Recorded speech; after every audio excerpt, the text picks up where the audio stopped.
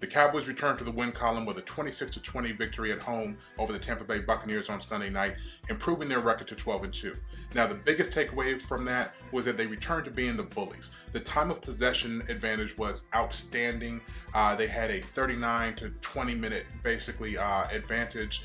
Now, that came from running the ball. The Cowboys had 185 yards total on the ground compared to just 52 for Tampa Bay. So that's what we mean when we say they're bullies. It's not just about smacking people around, which they also did. The offensive line smacked people around. The defensive line smacked people around. We'll get to that in a second. But all in all, they enforced their will on the game, and that's something that has obviously been missing from the last two contests. A close win on the road at Minnesota, and then a close loss on the road to the New York Giants. Now, this reduces the Cowboys' magic number to 1. So if they win one of their last two games on the road at Detroit or on the road at Philadelphia on the final weekend of the season, or if the New York Giants lose either of their games Thursday night against Philadelphia or their final game against Washington, then the Cowboys not only win the NFC East, but they also clinch home field advantage throughout the playoffs. The Giants are the only team in the NFC, they have 10 wins, that has enough wins right now to be able to catch the Cowboys over the final two games of the season by virtue of the head-to-head tie. But the way the Cowboys are playing, we now have the confidence going into the season. And I don't just say confidence because they won. They had plenty of penalties, and that really was what kept the game close. They missed two very long field goals. Dan Bailey, for some reason, didn't have enough leg on a 56-yarder. He missed wide on a 52-yarder when he was compensating by putting more power into it. And it seemed like his instincts were just kind of off on the game. But no matter, he did nail 4 of them, all under 40 yards. So we don't have much to worry about Dan Bailey. But overall, the Cowboys revealed that maybe this is a little bit of a long con as far as what they're doing. They activated Darren McFadden for the first time. Alfred Morris was inactive.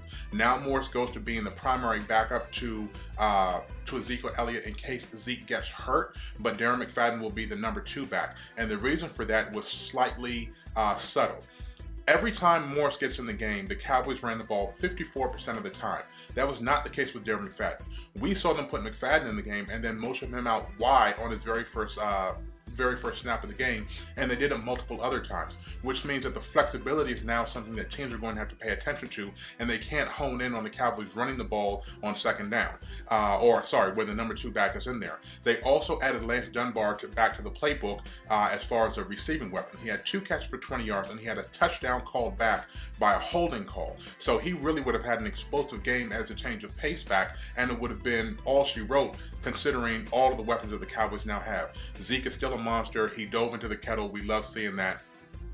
Beautiful stuff. But he was just a monster all throughout the game.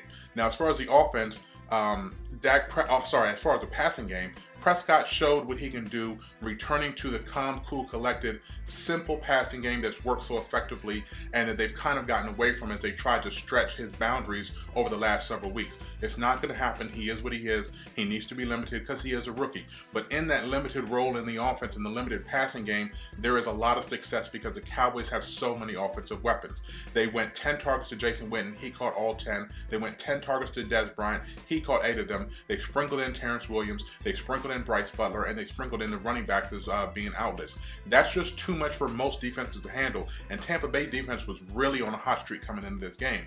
But Dallas had so many scoring opportunities. Again, they had 2 touchdowns on the ground. They had 6 field goal attempts. It's not perfect. Again, the penalties really did cost the Cowboys for the game, but Tampa Bay was on a streak where they were allowing, I believe it was less than 13 points a game over the last 5 games. They've shut down some powerful offenses over that stretch as well, beating Kansas City, beating San Diego, and beating Seattle. So it's not like they were playing a bunch of slouches. They were playing quality teams and shutting them down. They were no match for what the Cowboys wanted to do.